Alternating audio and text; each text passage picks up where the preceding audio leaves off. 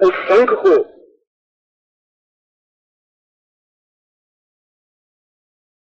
विश्वामित्र कुबेर मंत्र से, जिसमें उसमें अक्षय पात्रता प्राप्त हो सके, इसको अक्षय पात्रता मंत्र कहते हैं। और यह अक्षय पात्रता आकस्मिक धन प्राप्ति का मंत्र है, जिसको आजकल के युग में लॉटरी कहते हैं।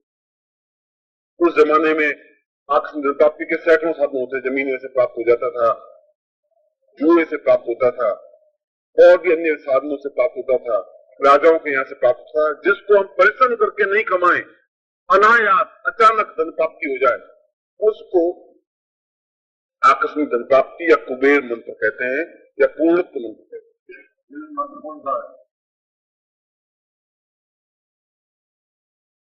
उस पूर्णत्व मंत्र से इसको सिद्ध करें, और सिद्ध करने के बाद सीधे पद्मासन में सुखासन में बैठ करके, और इस बीज मंत्र से, और वह बीज मंत्र मैंने बताया है रीम रीम।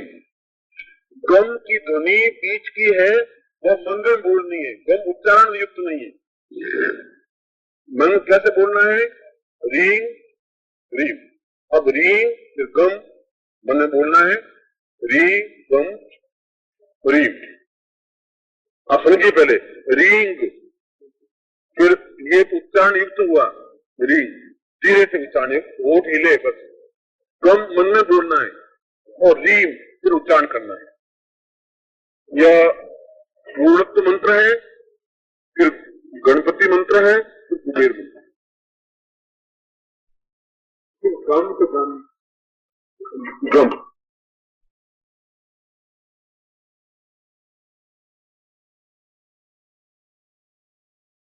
ये बीज मंत्र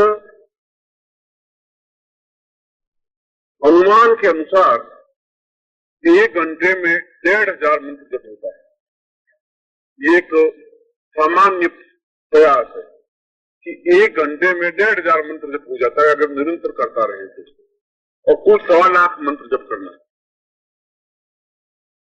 इसमें माला मंत्र जप हो नहीं सकता, माला तो पहनी हुई है, बाएं हाथ से माला फेरने का विधान नहीं है, दाहिने हाथ में आपकी शंख है, मोती शंख है, और यह शंख भी पूर्ण सिद्धि प्राप्त शंख है।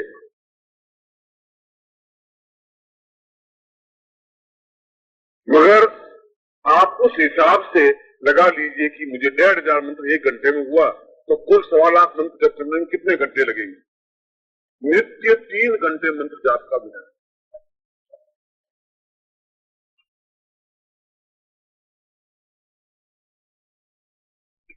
यदि आप में क्षमता हो तो 6 घंटे भी कर सकते हैं, मगर 3 के रेशियो में करेंगे, या 3 घंटे करेंगे, या 6 घंटे करेंगे, या 9 घंटे करेंगे, इस प्रकार से कर सकते हैं। 4 घंटे या 4.5 घंटे ऐसा नहीं करेंगे।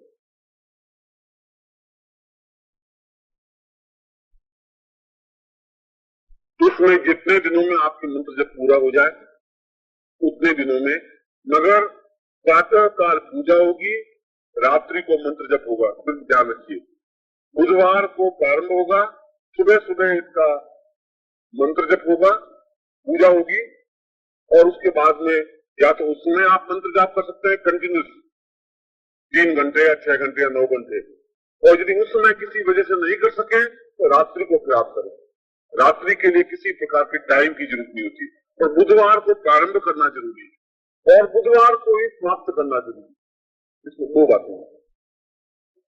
यदि सोमवार को 1.25 लाख मंत्र जब हो जाए तो भी आप मंगलवार को भी मंत्र करिए, और 1.25 लाख से ज्यादा हो जाए तो आपत्ति नहीं, तो बुधवार को उसका समाप्ति करनी है।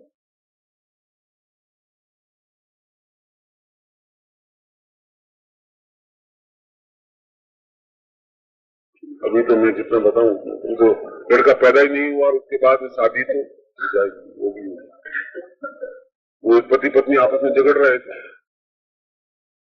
इसको बुधवार से प्रारंभ करें, जिस प्रकार से मैंने बताया बुधवार को सुबह मुहूर्त बुध का ही चौबड़िया होता है, इसलिए मैंने बुध को सूर्योदय से 1.5 घंटे के भीतर सूर्योदय अंदाज से करीब 6:30 बजे शुरू हो जाता है, ये अंदाज लगाना चाहिए आपके पास। अगर मान लो मुंबई जैसे शहर में रहे तो सूर्य देते निकले, मालूम नहीं पड़े कब निकल आती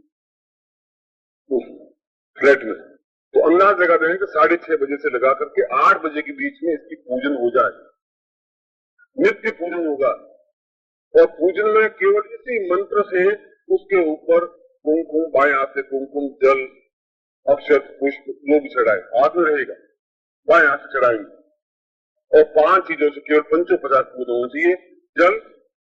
जल को डाला, पहुंचा, फिर धो लिया, पहुंच लिया, फिर कुमकुम या केसर, फिर अक्षत, फिर पुष्प, फिर दीपक,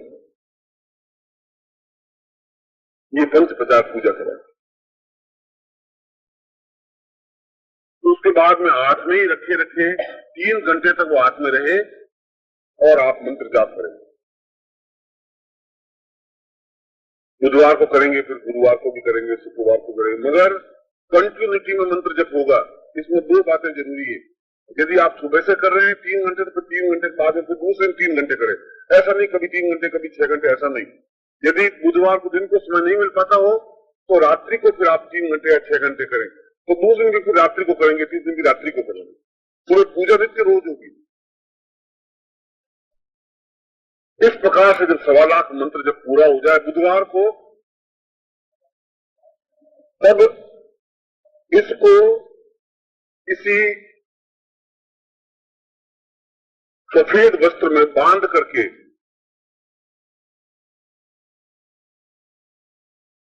अपने पूजा स्थान में रख देते।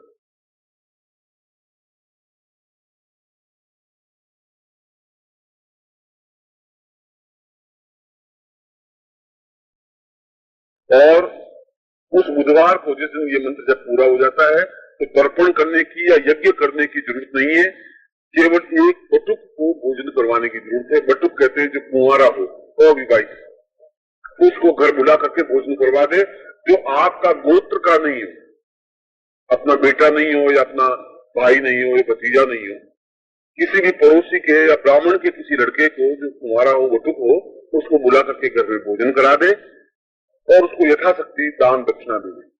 धोती दे दे, कुर्ता दे दे, नहीं हो तो 100 रुपया दे दे, नहीं हो तो पुष्प समर्पित कर।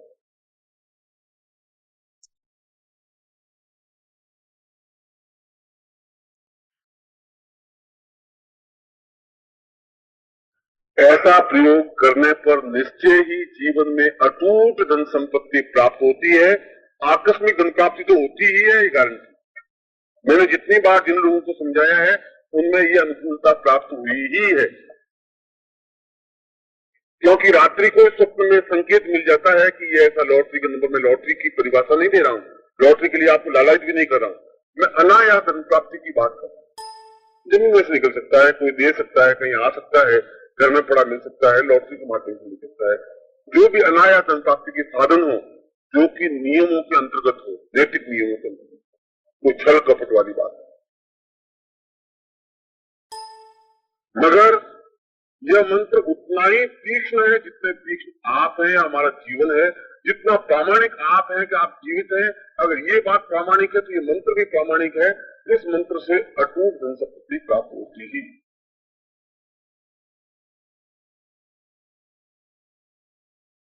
मैं आपकी सुविधा के लिए कल दोपहर के प्रवचन में इसको कुबेर मंत्र से और प्राण प्रतिष्ठा मंत्र से सिद्ध करवा दूंगा। यदि आपके पास, यदि आप घर से लाए हो नोटिस, तो मैं उसको सिद्ध करवा दूंगा यहीं पर, अन्यथा मैं आपको समझा दूंगा कौन से मंत्र होते। मगर उसी विशेष ध्वनि के साथ इसको सिद्ध करना जरूरी होगा। आवश्यकता इसमें उस बीच जो पूरा विधान है कुबेर मंत्र का, वह कुबेर मंत्र उच्चारण योग्य नहीं है, ध्वनि योग्य है, ये जरूरी है। क्योंकि मंत्र की पूरी परिभाषा ध्वनि में है। कौन सा बीज किस प्रकार से उल्लिखित करे, काफी लंबा चौड़ा विधान है, करीब 15 मिनट का विधान है या 20 मिनट का विधान है। उससे वह कुबेर, कुबेर कहते हैं, शास्त्रों में इसको कुबेर कहा गया।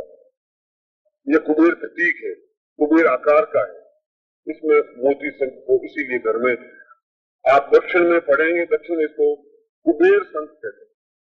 हम यहाँ इसको मोती की तरह आभा है, इसलिए मोती शंख कहते हैं। कल यह एक विशिष्ट प्रयोग होगा। यदि आपके पास यह मोती शंख होगा तो मैं जरूर उसका मंत्र सिद्ध, कुबेर मंत्र सिद्ध करवा दूंगा। आपके नाम से सिद्ध होगा, क्योंकि वह मोती शंख आपके लिए ही उपयुक्त होगा, दूसरे के लिए उपयुक्त नहीं हो सकता, क्यों आप उसको सीधा कनेक्टेड होंगे। यह बीज मंत्र है। इस संबंध में यदि आप किसी को कुछ पूछना हो, इस मंत्र के बारे में, इसकी ध्वनि के बारे में, इसकी साधना पद्धति के बारे में विचार करें। ये आप लोगों का मेरी नजर ये सौभाग्य है कि इस प्रकार से मैं मंत्र तो बताने के साथ साथ में उसकी पूजा पद्धति और उसका मंत्र प्राण प्रतिष्ठा और कुबेर सिद्धि मंत्र कर सकता हूं। आप इसका चमत्कार आप खुद देख सकते हैं जीवन में। ये गारंटी, ये चैलेंज है कि इसका महालक्ष्मी फल मिलता ही है। लक्ष्मी फल नहीं, महालक्ष्मी फल। जिस प्रकार से काली बीज मंत्र अपने आप में, महासरस्वती बीज मंत्र अपने आप में अद्वितीय है, ठीक उसी प्रकार से महालक्ष्मी बीज भी अपने आप में मंत्र भी अद्वितीय है। इसमें कहीं कोई दो राय नहीं। तो हो सके तो व्यवस्था आपके पास संग तो मिल जाएगा यहाँ पर। ये सारे प्रश्न पांडे जी से पूछना। महासरस्वती मंत्र के लिए स्वामी दीक्षा जरूरी है? नहीं, स्वामी दीक्षित आपको दी हुई। आप जब मेरे सामने बैठे हैं, जब मैंने आपको अपने मुंह से शिष्य कहा है, तो आप दीक्षा युक्त तो है ही।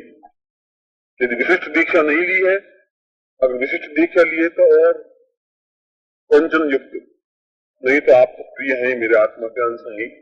आपके प्रति तो मेरा यह शिष्यवत पुत्रवत स्नेह है। मैं तो आपको आशीर्वाद देता हूं कि आप जीवन में पूर्णतः महासरस्वती महालक्ष्मी युक्त बने, जिससे कि जीवन में किसी प्रकार का अभाव नहीं, दरिद्रता नहीं बने। मैं आपको आशीर्वाद दूं।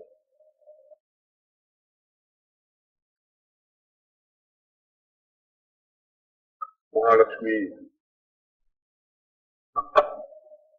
महाकाली, महासरस्वती